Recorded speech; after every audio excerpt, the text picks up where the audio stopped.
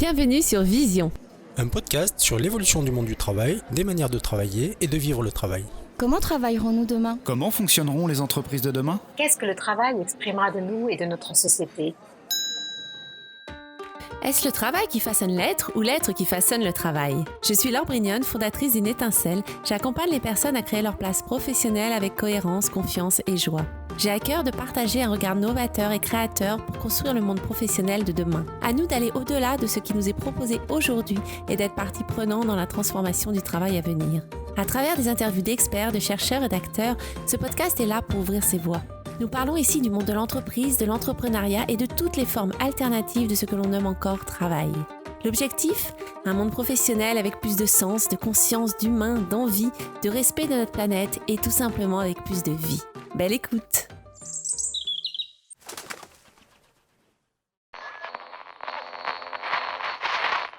Alors, dans 15 ans, moi, j'imagine un monde du travail, enfin, en tout cas, c'est peut-être plus une espérance que, que le fait que j'anticipe que ce sera comme ça.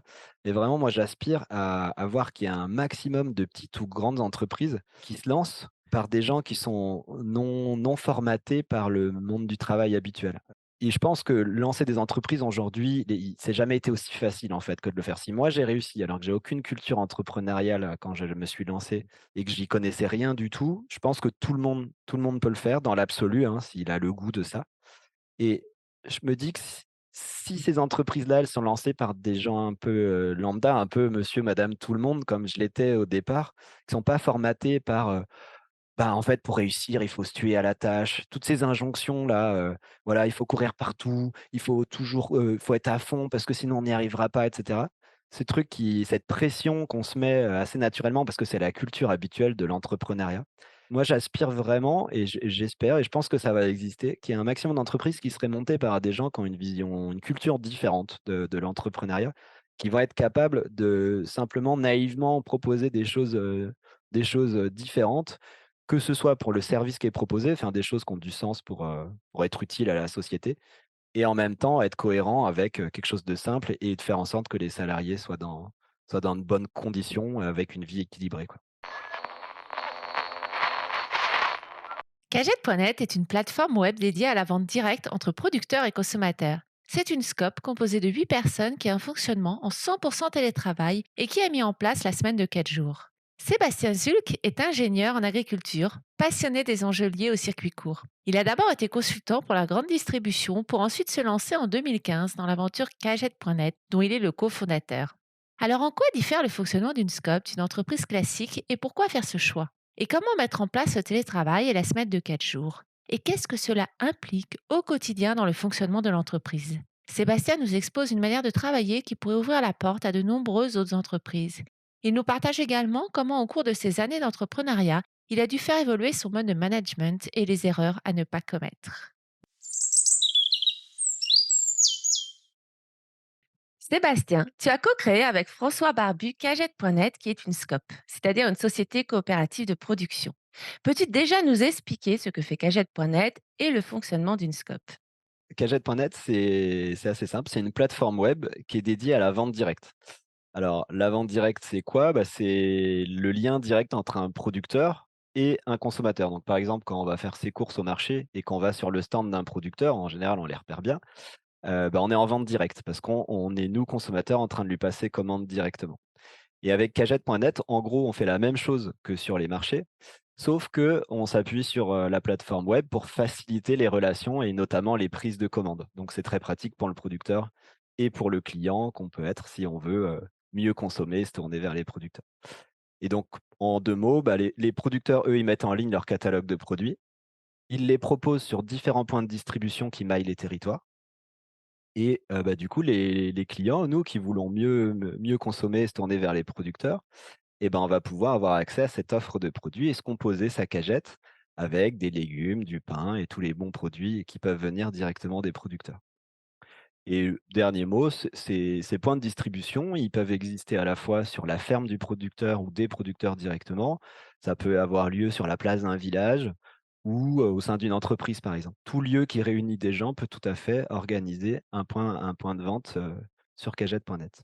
Et je crois que l'autre question, c'était la scope. Alors La SCOP déjà, bon, juste pour ceux qui connaissent pas, c'est un statut juridique d'entreprise. Comme on peut être une association ou une SARL ou une société anonyme, chacune a ses spécificités.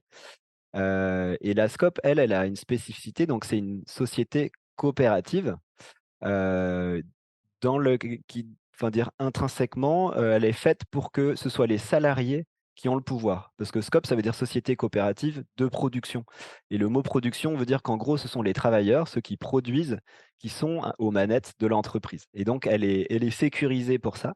Elle a beaucoup d'intérêt, et c'est très intéressant parce que donc ce pouvoir est détenu par les salariés et elle a 2 grands principes. Déjà, un premier principe, c'est qu'il y a une redistribution des bénéfices à l'ensemble des salariés sous forme de participation. Donc c'est-à-dire qu'on a donc si l'entreprise fait des bénéfices, ben, on a au moins 30 des revenus, des bénéfices de l'entreprise qui sont repartagés aux salariés. Donc ça, c'est quand on est salarié d'une SCOP qui gagne de l'argent, c'est hyper avantageux parce qu'à la fin de l'année, on peut avoir des sommes intéressantes.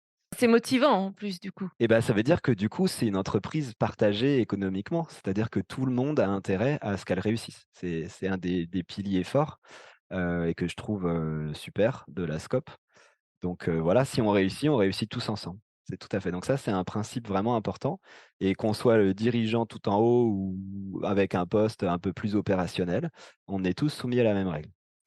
Et l'autre aspect, c'est que c'est un système démocratique. C'est-à-dire que les salariés associés de la SCOP, ils composent une assemblée générale et cette assemblée générale élit son gérant tous les en tout cas chez nous, c'est tous les 4 ans. Je ne sais pas si c'est toutes les SCOP ou pas, mais en tout cas toutes les X années, on réélit son gérant et lui, bah, le gérant, c'est celui qui a le pouvoir de diriger l'entreprise. Donc c'est vraiment très proche de ce qu'on connaît en démocratie en France et on élit notre président de la République, bah, tout le monde a le droit de donner son mot pour dire qui est le mieux à même de porter le projet de l'entreprise. Voilà, je pense que les 2 combinés représentent l'essentiel de ce qui fait le socle d'une SCOP. Et pourquoi avez-vous choisi ce mode de fonctionnement?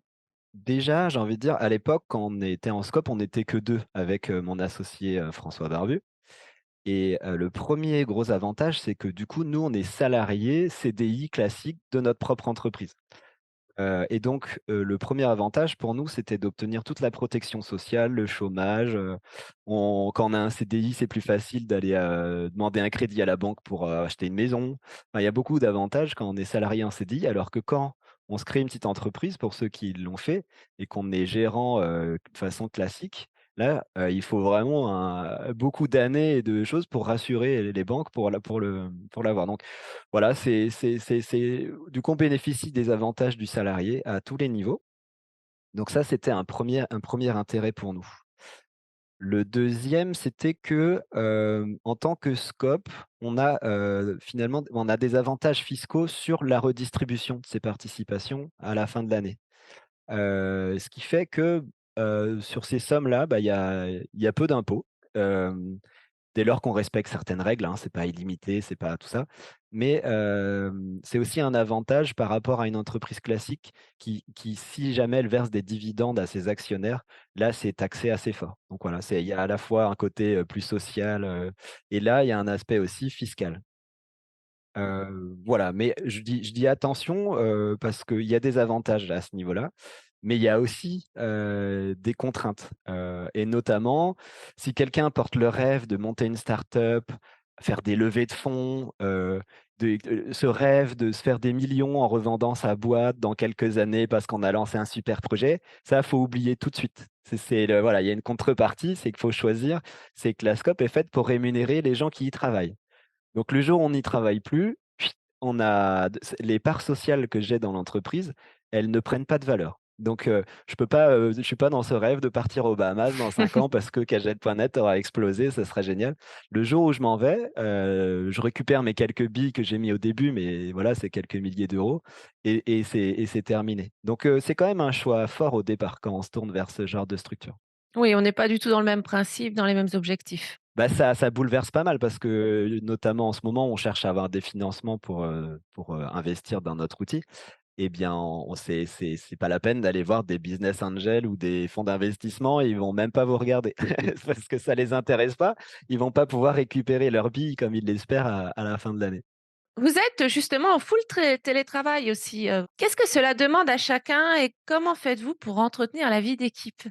Ah oui, alors ça, c'est vrai que c'est un gros dossier. Nous, c'est vrai, on est en 100 télétravail ou presque parce que quand même, vous allez voir, on se crée quelques temps de rencontres, tous les ans. Et bah, c'est vrai qu'on s'est lancé. Moi, je connaissais pas ça avant, comme beaucoup de choses dans dans la création d'entreprise et ça nous oblige à repenser complètement les mœurs et le fonctionnement de l'entreprise, par rapport à ce qu'on connaît de l'entreprise classique. Souvent, je dis, bah, même quand on est enfant, on regarde la télé, on a l'habitude de voir des gens se comporter en entreprise, dans les bureaux et tout ça. Il y a comme une culture qui est assez naturelle, en fait, qui s'établit. Par contre, les mœurs en télétravail sont très différentes et on n'a pas beaucoup de repères. Donc déjà, c'est un défi en soi. Donc comment on s'organise? Déjà, bah, chaque salarié, chez nous, il a le droit d'avoir un bureau chez lui ou dans un coworking. Donc, il est libre de décider s'il est mieux à la maison ou s'il veut, travailler dans un coworking dans sa ville et on le prend en charge. Voilà, première chose. Donc on a la chance de ne pas avoir de locaux à payer, mais on prend en charge, donc il y a un forfait pour chaque salarié pour financer ça. Et après, c'est tout un assemblage d'outils et de solutions. Donc on a tous les ce qui me paraît la base, c'est d'avoir des bons outils de communication, Ouais. heu, Zoom, le chat interne, avoir un Drive pour les documents, des agendas partagés, des bons micros, des bonnes caméras, parce que comme on interagit beaucoup en visio, c'est hyper important d'avoir un truc qui marche bien, quoi. Ça peut être très fatigant si jamais on n'a pas du bon matériel. Donc ça, je pense, c'est vraiment un principe qui est important pour nous. Et qui évidemment, on l'a compris avec le temps, hein. On s'est dit: «Ah ouais», quand on avait des collègues qui avaient des mauvaises caméras, c'est tellement énervant quand on se dit: «Non, il faut vraiment que tout le monde soit bien équipé», c'est très important. C'est aussi, savoir utiliser le bon média et en fait, savoir communiquer, quoi. C'est assez exigeant à ce niveau-là. Donc, on passe pas mal de temps à en discuter, en fait. Alors que dans une entreprise, on se parle pas souvent de comment on se comporte bien dans l'entreprise. C'est pas trop un sujet qu'on aborde habituellement. Mais là, finalement, je pense que c'est important de le faire en télétravail et bah, par exemple, quand je fais un message sur le chat, interne, si c'est un sujet super important, c'est pas une bonne idée. Parce qu'en fait, le chat, il suffit que je le regarde à un moment où je suis pas dispo, je zappe le truc, je le retrouve jamais, en fait, le message. Donc peut-être que le bon moyen, c'était de faire un mail avec le truc important. Si jamais j'ai besoin de débriefer avec quelqu'un, peut-être qu'il faudra mieux que je fasse une visio qu'un mail. Voilà, des petits dé c'est vrai que c'est pas si évident que ça, en fait, d'utiliser le bon média pour communiquer avec les collègues. Ça, c'est un des points sur lequel on discute beaucoup. Voilà et puis, pour organiser du coup, la coordination de l'équipe, on a créé différents, espaces de coordination qui jalonnent un petit peu, notre parce qu'on est obligé de rythmer en fait la vie sinon on pourrait se retrouver tous chez soi, isolés à bosser. Alors certes, on est très productifs, c'est super, hein, mais, on peut presque l'être trop, trop un peu trop dans sa grotte. Donc tous les lundis matins, réunion en visio avec toute l'équipe à 9h30 où on fait la petite revue de ce qu'on a fait la semaine dernière, ce qu'on prévoit de faire cette semaine. On peut se raconter un peu le week-end. Voilà, on est tous là réunis dans une visio et on peut se connecter quand même en début de semaine. Ça, c'est un 1 espace qui nous enfin, dès lors qu'on l'a mis en place, tout le monde a dit: «Oh! Ah mais c'était vital en fait de faire ce truc-là». Pour rythmer les semaines. Parce qu'on voilà, des fois, si on se retrouve un mois sans se parler avec un collègue parce qu'on ne collabore pas trop ensemble, Oui, c'est long. c'est un petit peu lent. Donc ça, c'est pour toutes les semaines. C'est rapide, hein, c'est une demi heure, et c'est très utile. Ensuite, on essaye de se réunir un peu plus longuement, une fois par mois. C'est soit en ligne, soit on loue une salle quelque part pour se retrouver quand c'est possible. Et là, l'idée, c'est d'aller un petit peu plus loin pour synchroniser, refaire le point sur, les projets, les priorités.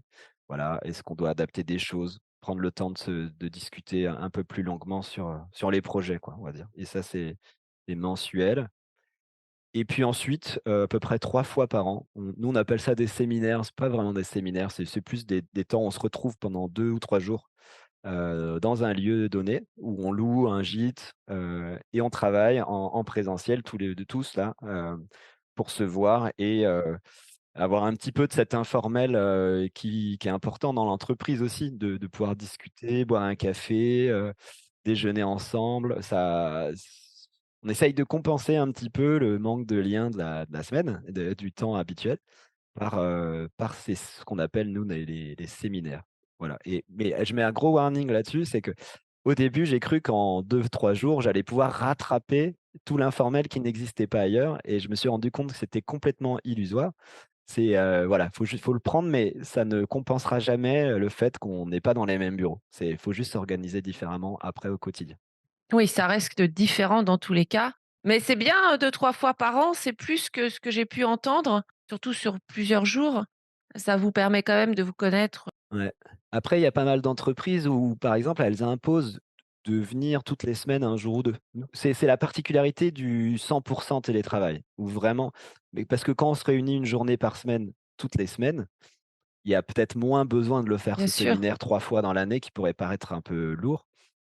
On va peut-être le faire qu'une fois. Ouais, voilà, c'est ce que j'ai observé aussi, ouais. Mmh. Alors dans vos fonctionnements, vous avez également mis en place la semaine de 4 jours. Donc pareil, pourquoi ce choix et comment cela fonctionne au quotidien? Alors, voilà, bah, nous on est une entreprise, classique dans le sens où, bah, nos semaines vont du lundi au vendredi. Alors j'ai pas précisé qu'on était 8, juste peut-être pour que les gens se représentent la taille. On est une petite entreprise, hein, donc voilà. Nos semaines vont du lundi au vendredi et chacun peut choisir, de pas travailler soit le mercredi, soit le vendredi ou alors une demi-journée, le mercredi, une demi-journée le vendredi. On a choisi, ces 2 jours-là pour qu'on ait quand même le lundi, mardi, jeudi où on est au travail et on puisse quand même s'organiser des réunions, des choses sans se dire: «Ah tiens machin, est-ce qu'il est là? Est-ce qu'il est pas là?» Parce que ça pourrait être vite compliqué s'il y en a un qui est pas là le lundi, l'autre le mardi, l'autre le mercredi. C'est-à-dire que jamais on peut se réunir tous ensemble. Donc on a, et en fait ça a même pas été décidé en amont, c'est que ça s'est fait tout seul. C'est que, bah, en gros, si je caricature, les salariés qui ont des enfants, ils prennent leur mercredi et les salariés qui en ont pas, ils prennent leur vendredi. Vous imaginez bien pourquoi, c'est parce que ça fait un plus grand week-end et que c'est plus sympa, voilà. Et donc on a tous un peu fait notre choix, moi par exemple, je prends mon mercredi après-midi, voilà. Bon, moi je suis à 4 jours et demi, je triche un peu parce que j'essaye d'assurer tout, mais moi je prends mon mercredi après-midi pour être avec les enfants. Donc ça, c'est pour l'organisation concrète, donc chacun choisit et puis c'est voilà, c'est très simple. Alors et après la question c'était pourquoi? Pourquoi? Alors point de départ, c'est qu'avec François, mon associé de départ, déjà de base, on était intéressés par avoir une forme d'équilibre de vie, d'avoir du temps en dehors du travail. On a tous les 2 des occupations. Moi, personnellement, bah, je participe à la vie, de l'école associative de mes enfants. J'aime aller faire du sport avec des copains, enfin voilà, j'aime bien faire des trucs en dehors et ça nous a paru et lui, c'est pareil, hein, de son côté et ça nous a paru hyper normal, en fait, de proposer, le même cadre, cette même souplesse aux collègues qu'on embauchait petit à petit. Parce qu'en fait, quand on était que 2, bah, on était 2, on s'entend très bien, on n'avait pas trop besoin de se rendre de compte sur qui travaille quand, machin, on était à 2, c'était pas la peine. Bah, du coup, naturellement, on s'est dit que ça pouvait être un cadre, si ça marchait pour nous, il y a pas de raison que ça marche pas pour, les gens qui viennent travailler avec nous, quoi. Donc c'est venu assez naturellement, c'était pas un grand plan stratégique, et peut-être l'autre intérêt, c'est que ce qui s'est révélé par le temps, c'est que c'est devenu un vrai avantage, d'attractivité de l'entreprise pour les salariés qu'on recrutait. Nous, on a des moyens réduits, donc on peut pas payer on paye des salaires corrects, mais c'est pas des salaires mirobolants et notamment, je pense aux développeurs web, on n'est pas capable d'être sur les prix de marché. Parce qu'aujourd'hui, c'est 3 500 € par mois net, donc imaginez charger tout ça, ça coûte quand même pas mal d'argent pour avoir un bon développeur. Et sauf que nous, quand on publie une annonce, alors que ce soit pour un développeur ou un commercial ou autre, et qu'on écrit sur l'annonce, bah, on cherche un contrat, 28 heures sur 4 jours en 100 télétravail, bah, on reçoit beaucoup de candidatures. Bah oui. Parce qu'il y a énormément de gens et donc parmi eux, des gens qui ont du talent, qui recherchent cet équilibre de vie, en fait, qui se disent: «Ah mais chouette, en fait, je vais avoir un jour de plus dans la semaine, c'est une soupape énorme, en fait, dans sa semaine». Cette flexibilité du télétravail qui fait que si j'ai un enfant malade, paf, je vais pas galérer, comme j'ai pu galérer quand j'avais de la route à faire. bah, il y a plein de gens qui ont compris que c'était un équilibre qui était hyper intéressant dès lors que le revenu proposé, était suffisant. Voilà, c'est peut-être pas une quête au revenu extraordinaire, mais il y a des gens qui ont cette quête de l'équilibre entre les 2. Ouais, et donc ça, c'est un vrai avantage. Sans compter que, du coup, ça peut être des personnes qui sont n'importe où en France. Ouais, voilà, et ça élargit le «vivier» entre guillemets de gens, qui pourraient nous rejoindre. Après, ce qui est nous, on est tous du sud-ouest et finalement, plus le temps passe, plus quand même j'ai le souci de recruter des gens qui sont pas trop loin. Alors du coup, ça nous offre de la souplesse, hein, ils peuvent être à 1 heure et demie, 2 heures. Mais même pour se réunir 3 fois par an, si on a des gens à l'autre bout de la France, c'est bon déjà c'est des frais, c'est de la route, c'est tout ça et ça complique pas mal la logistique et en fait, finalement, ça rouille un peu le système alors que quand on n'est pas loin et qu'on peut se dire: «Tiens, allez, on se ferait une journée de travail pour bosser sur ce truc-là», on peut le faire et donc ouais, je suis quand même prudent à pas prendre des gens trop éparpillés, quoi. Ouais, trop loin, ouais. Alors, tu as tout un cheminement sur le positionnement de dirigeant et sur le management, hein, on en avait parlé. Peux-tu nous partager, bah, les difficultés que tu as rencontrées dans ton parcours et ce que tu as appris, ce que tu as mis en place maintenant par Ouais, rapport à ouais. ça? Et ouais, bah, ouais, j'en ai fait des milliers, des bourdes et j'en fais encore beaucoup. Je suis un jeune entrepreneur, j'ai pas beaucoup de repères du monde de l'entreprise parce que j'ai personnellement été très peu salarié. Voilà, comme j'ai 37 ans, ça fait, ça fait 8 9 ans que je suis sur Cagette.net donc oui, j'ai passé que quelques années avant de me lancer. Donc ouais, il y a beaucoup de choses à raconter. Donc par exemple, au départ, quand on a commencé à salarier quelques personnes, elles étaient au préalable freelance. Donc nous, on était 2, on faisait bosser une assistante, un formateur, machin, on avait nos petits partenaires, et il y en a qu'on a accueillis en salariés pour un peu sécuriser la relation de travail. Et au début, j'ai cru que ça changerait rien, qu'on pourrait bosser comme ça, bon, bah, voilà, tu as un contrat salarié, et en fait, dès lors qu'on a signé un CDI, il y a quand même un truc qui se passe, et que j'ai encore un peu de mal à me l'expliquer, mais j'ai quand même constaté que ça changeait beaucoup de choses. C'est pas anodin et il faut prendre le temps de bien se poser la question de ce que ça veut dire d'accueillir quelqu'un en CDI. Enfin, il s'agit plus de lui dire le lendemain: «Bah, en fait, j'ai plus trop envie de travailler avec toi», quoi. Ça marche pas comme ça et puis les relations, je suis rentré vachement plus dans une relation, bah, forcément employeur-employé. Des trucs un peu, je sais j'ai encore du mal à savoir d'où ça vient vraiment, mais je pense que c'est les habitudes, la culture, du salariat qui installe des choses dans la relation et qu'il faut gérer, et pas du tout pareil que quand on travaille avec un freelance, on peut être vraiment focus sur, bon, bah, il y a un truc à faire, on cale des missions, on met des process et on les fait, quoi.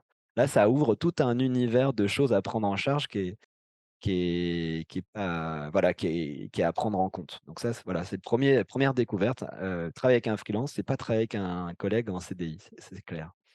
Bah, au début, on n'avait pas du tout d'espace de coordination comme je l'ai écrit tout à l'heure, donc ça, c'est vraiment un apprentissage, qui paraît évident une fois qu'on l'a fait, mais c'est des choses super importantes que j'avais pas forcément sur laquelle j'avais pas forcément pris la mesure.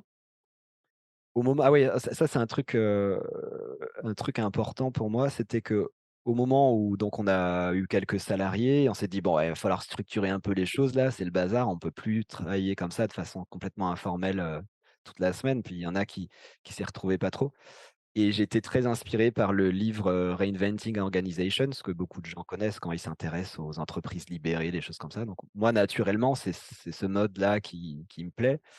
Je crois profondément au principe de ce qui est dit, quand on le lit bien, le livre, je pense, quand on essaye de bien lire ce qu'ils veulent dire et pas être dans cet idéal de tout le monde fait ce qu'il veut, c'est pas la même.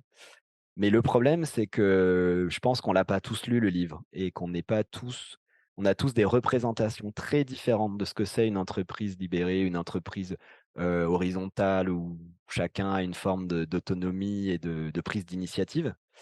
Qui a créé des incompréhensions. Parce que voilà, chacun y allait un petit peu de son point de vue et puis on n'est pas non plus spécialiste du sujet, donc on va pas faire 50 séminaires par an pour expliquer comment on va travailler. Enfin, ça on a autre chose à faire, on a un peu du travail, quoi. Et je me suis rendu compte que c'est des modes d'organisation qui demandent beaucoup de maturité et d'avoir une culture commune très forte pour arriver à avancer ensemble, en fait, dans ce truc-là. Donc j'ai beaucoup, beaucoup adapté. En fait, j'ai fait l'erreur de partir très, très large et de resserrer. Donc c'est pas agréable, en fait, de dire, de laisser entendre que tout le monde fait un peu ce qu'il veut parce qu'on se fait confiance et puis petit à petit de resserrer parce qu'on se rend compte que ça marche pas si bien que ça. Donc je l'ai fait un peu à l'envers et si c'était à refaire, je mettrais peut-être j'assumerais plus tout de suite mon rôle de dirigeant en disant: «Je sais où on va, je vais globalement vous dire où on va et comment on va le faire» et puis de lâcher progressivement avec ceux qui sont en mesure de prendre ces initiatives et de porter le projet avec nous, plutôt que l'inverse qui marche, mais qui est pas voilà, qui est pas très agréable, j'espère que vous l'imaginez bien. Oui, c'est vraiment assumer la partie vision stratégique, hein, que tu m'avais dit et l'organisation qui vous revient aux 2, à vous 2 quoi, à François Barbu et toi, pour qu'il y ait un cadre en réalité. Bah, c'est ça en fait, c'est entre dire on fait tous et on peut tous porter la vision stratégique du truc et participer à ça, c'est beau sur le papier, mais c'est très compliqué à faire. Peut-être que le bon équilibre, en tout cas celui auquel je crois aujourd'hui pour mon contexte, c'est d'essayer de mettre beaucoup de clarté sur le périmètre de chacun et des attentes qu'on a vis-à-vis de lui et faire en sorte qu'il puisse s'exprimer dans ce cadre-là et dès lors qu'il y avait du flou là-dessus, bah, ça créait des frottements parce qu'il suffit qu'il y en ait un qui s'intéresse à un sujet, X ou Y, ça il pouvait marcher un peu sur les pieds du voisin et c'était pas finalement la recherche de fluidité et d'investissement, ça pouvait au contraire être un peu négatif, quoi. Alors que dès lors qu'on a fait l'effort de mettre de la clarté sur ce qu'on attend de chacun, là, on peut commencer à leur dire: «Bah, vas-y, on te fait confiance, tu peux y aller, quoi». Donc ça, c'est vrai que c'est un apprentissage important. D'autant plus peut-être avec le 100 télétravail qui fait déjà que les Ouais. gens sont un peu soumis à eux-mêmes, on va dire, dans leur organisation au Oui. quotidien, qu'il y a Mmh beaucoup mh. moins de cadres en tout cas. C'est vrai que si en plus il y a pas un cadre, on va dire, sur les rôles de chacun, en fait, ça peut apporter du flou, en effet. Tout à fait. Mmh. On peut plus difficilement rattraper le petit débordement, le truc qu'on va voir assez facilement dans les bureaux, dans la façon dont les gens vont s'exprimer et se positionner. On pourra leur dire: «Attends, peut-être, tu prends un peu trop de place là» ou au contraire, toi, tu n'hésites pas à prendre ta place parce que c'est intéressant ce que tu dis. Ouais, il y a ceux les eux qui ont plein de bonnes choses à dire et qu'on voit pas trop et puis il y a au contraire ceux qui débordent un peu et je pense qu'en bureau, c'est plus simple de le voir et d'en discuter. Alors qu'il y a plein de choses qu'on voit pas effectivement à distance. Donc c'est ouais. Donc c'est vrai, bah, tu l'as dit juste avant, c'est vrai que je me suis beaucoup questionné sur, c'était quoi mon rôle à moi, dans cette affaire, en tant que co-dirigeant avec François, puisqu'on se pense vraiment comme ça. Et au tout départ, je suis quand même parti de loin parce qu'au tout départ, je pense moi mon but c'était d'être copain avec tous mes collègues. Et au final, bah, en fait, je me suis par la force des choses ajusté, parce que déjà que je voyais bien que chez certains, c'était pas une attente.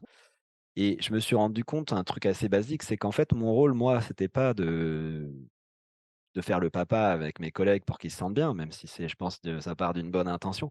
Moi, mon rôle à moi, c'est de défendre le projet que je porte. De dire, voilà, je sais où on va. On porte un projet qu'on a créé il y a des années et on a l'ambition d'y arriver. Et mon rôle numéro un, c'est de le porter et on s'en rend vite compte notamment alors quand on est rentable et qu'on a des bénéfices, bah, en fait, c'est assez facile parce que là, tout se passe bien, il y a un enthousiasme. Dès lors que, il y a des moments un peu plus difficiles économiquement, et c'est ce qu'on vit nous en tant qu'entreprise du numérique. On est un peu comme tout le monde, on a eu un énorme boost, pendant le covid et là, c'est le contre-coup. Donc là, on est sur des périodes où économiquement, c'est un peu plus dur. Bah, forcément, dès lors qu'il s'agit, par exemple, de réduire un peu l'effectif de l'entreprise parce qu'on n'a plus les moyens, bah, si on n'a pas mis un peu de distance entre les gens, le projet qu'on porte et tout ça, ça peut devenir vraiment, difficile, quoi. Encore plus difficile que ce que c'est des choses pas drôles à faire quand on doit se séparer de quelqu'un. Donc oui, je crois que ça impose quand même une certaine distance et trouver la bonne posture, quoi, avec les collègues. C'est vrai qu'il y a un truc, je sais pas si d'autres le vivent, mais moi, en tout cas, j'ai naturellement le souci en fait, j'ai une grande confiance quand j'embauche quelqu'un, j'ai naturellement une immense confiance en lui et dans sa capacité à entreprendre avec nous le projet et à prendre de la place, prendre des responsabilités et ça m'est arrivé plusieurs fois d'accompagner des collègues à grimper assez vite dans la prise de responsabilité parce que je voyais qu'ils avaient envie et je lui ai dit: «Bah, on fonce, quoi».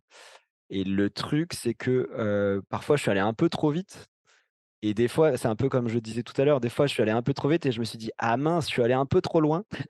Je suis allé un peu trop vite, un peu trop loin en lui disant: «Vas-y, vas-y, vas-y», donc ils prennent, ils prennent, ils prennent et puis à un moment donné, on se dit: «Mince, je suis allé un peu trop vite, un peu trop loin en termes de périmètre et de responsabilité».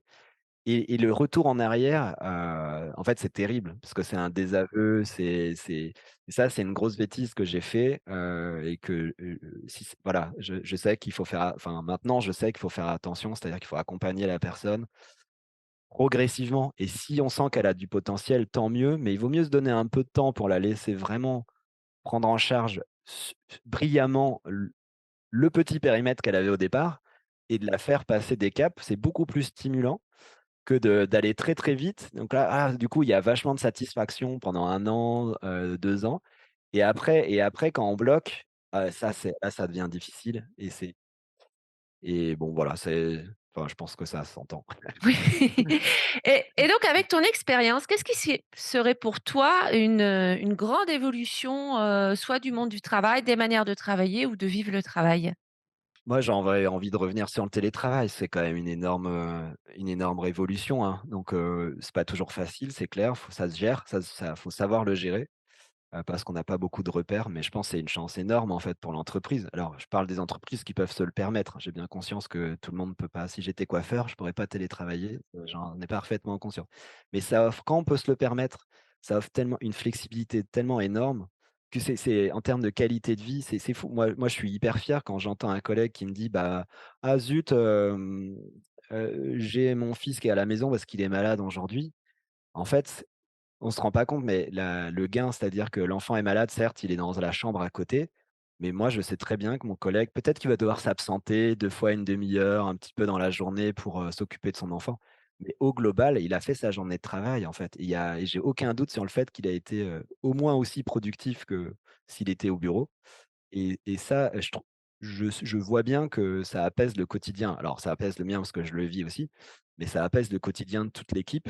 C'est voilà, je pense que c'est la révolution, quoi et je suis le premier défenseur du télétravail. Ouais, ça c'est une grande révolution et après j'aurais envie de défendre le modèle des scopes. Voilà, c'est-à-dire que je trouve que c'est un super beau modèle qui permet aux entreprises et à leurs salariés de se mettre au service d'une cause, tout en défendant ses intérêts. C'est-à-dire qu'on n'est pas dans un truc où on peut s'engager dans une cause parce que de toute façon, quand on est, une scope et qu'on propose un service à ses clients, les clients savent qu'on n'est pas là pour faire fructifier au maximum le truc, générer un maximum de cash pour renvoyer ça à des actionnaires derrière. Ils savent que c'est pour nous les salariés, que nous notre but c'est de gagner notre vie en gros et il y a un truc sain déjà qui s'installe, qui fait que nous on peut dire: «Bah, nous notre travail il a de la valeur donc on est obligé de lui mettre un prix et d'avoir des produits à vendre et cetera». Mais en même temps, les gens sentent bien qu'on n'est pas dans le truc d'optimiser à outrance. On cherche juste un équilibre en fait à trouver et je pense que ça permet de trouver un bon équilibre entre, être une entreprise et avoir l'envie de réussir et moi, je suis le premier à aimer, la réussite économique. Ça me stimule personnellement. Pas toujours pour tout le monde, mais pour moi, oui et en même temps, je sais qu'on s'offre un cadre individuel, stimulant, on peut s'engager pour quelque chose de positif avec un équilibre de vie. Donc voilà, c'est cet alliage-là c'est marrant, c'est le statut juridique qui le permet, mais en même temps, je pense que c'est une question super importante quand on crée une entreprise de se dire: «OK, bah, qu'est-ce que ça raconte de mon entreprise, le choix que je fais de structure?» Si je suis une asso, c'est pas pareil qu'une Ah société non, anonyme, hein. oui, bien sûr. C'est C'est très important, ouais, même. Ouais. Alors, as-tu un livre à nous partager sur ces sujets? ouais, alors, bah, moi, je vous ai beaucoup parlé de télétravail, donc je sais pas si vous en avez déjà parlé, mais j'ai lu le livre, il y a quelques années qui m'a énormément inspiré. Pas mal de choses d'ailleurs qu'on a mis en place, ça s'appelle, Rework, réussir autrement de Fried et Hanson. Donc, je sais pas si ça vous parle, mais ça parle, c'est une entreprise américaine, c'est les créateurs d'une entreprise américaine qui défendent vraiment des nouvelles formes de travail. D'ailleurs, ils ont un autre livre qui s'appelle Remote, qui est encore plus spécialisé sur le télétravail et ils expliquent très bien le fait que, Bah, eux, ils aiment bien embaucher les gens qui sont pressés de partir du travail à 17 heures pour faire plein d'activités en dehors. Parce qu'en général, ces gens-là, au quotidien, ils sont hyper focus et c'est des gens, en fait, qui font les choses parce que ça a du sens pour elles, parce qu'ils sont stimulés, ils aiment faire les choses et donc, en général, c'est des gens qui vont pas apporter plein de problèmes tous les jours. Ils vont être focus sur ce qu'ils ont à faire et en même temps, pas traîner au bureau jusqu'à 20:00, c'est voilà, c'est tout un modèle, qui repense, la façon d'être au travail, qui est bien défendu dans ce livre-là. Mmh. Oui, bah, ils sont plus efficaces puisqu'ils ont quelque chose derrière qui leur plaît, qui les motive aussi. Bah, on sous-estime souvent le temps perdu quand on doit travailler jusqu'à 20:00, faut trouver des trucs à Ouais, faire, c'est quoi. ça. Faut le faut le justifier et souvent on a tendance à se compliquer la vie. Enfin, Oui, tout le monde connaît la règle de plus on a de c'est temps, plus ça. on prend de temps. Ah bah, totalement, ouais, ouais. Et donc en bossant 4 heures par semaine en télétravail, et bah, je considère moi je suis même sûr qu'on produit autant que si on était dans un bureau, à 5 jours par semaine à travailler jusqu'à 20:00. Genre, je suis quasi certain. Mmh. Alors où peut-on te retrouver? Alors moi personnellement, nulle part. Mais le projet Cagette.net évidemment sur, www.cagette.net où on peut découvrir, bah, comment acheter en local auprès des producteurs et tout ça. Mmh. Ouais, qui est un très beau projet, hein. On a Merci. besoin de ça, je pense en ce moment de plus en plus. Alors as-tu un dernier mot pour conclure? Un dernier mot. Moi, ce que je me dis souvent, c'est que, bah, c'est bien d'aimer réinventer les choses pour faire mieux, pour porter des idéaux. Mais je me répète souvent, tout ça, ce sera crédible que si j'arrive à installer un modèle économique stable. Parce que c'est facile, en fait, de dire: «On va bosser 4 jours, on va se payer correctement, on va y aller enfin, ça peut laisser entendre qu'on y va cool, mais en fait, si ça tient pas économiquement et qu'on trouve pas un bon équilibre de travail et quand même qu'on n'est pas capable de produire ce qu'il y a à faire, pour que ça tourne, bah, en fait, ça n'a aucun sens. C'est trop facile. Et donc le vrai défi, il est là, en fait. C'est de se dire: «OK, on veut réinventer les choses, mais la place de l'économique et cette stabilité, c'est vraiment assumer que c'est fondamental et pas et parce que sinon la réalité nous rattrape et il faut pas qu'on ait peur et de mettre toute notre énergie, enfin une grosse partie de notre énergie dans la commercialisation, le modèle économique de sa boîte. Parce que c'est quand même l'essence de ce qui va nous permettre ensuite d'offrir un cadre de travail avantageux à ses salariés et de proposer un service de qualité à ses clients.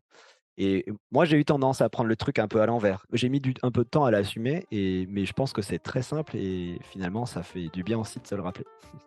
Merci d'avoir suivi cet épisode. S'il t'a plu, partage-le autour de toi, mets 5 étoiles sur Apple Podcast, car c'est grâce à tes retours que je pourrai le développer et réaliser des interviews de qualité. Je te donne rendez-vous jeudi dans 15 jours pour une nouvelle interview. Pour être averti de chaque nouvel épisode, tu peux t'inscrire à la lettre L'étincelle du gecko sur unétincelle.fr/lettre ou t'abonner à ta plateforme d'écoute préférée. Si tu as besoin d'aide ou d'éclairage sur ta construction professionnelle, rendez-vous sur unétincelle.fr où tu découvriras de nombreux articles et vidéos, plusieurs guides gratuits et les accompagnements individuels que je propose. Et si tu as des questions, des idées et des retours à me faire sur ce podcast, tu peux m'écrire à contact@unétincelle.fr. À bientôt.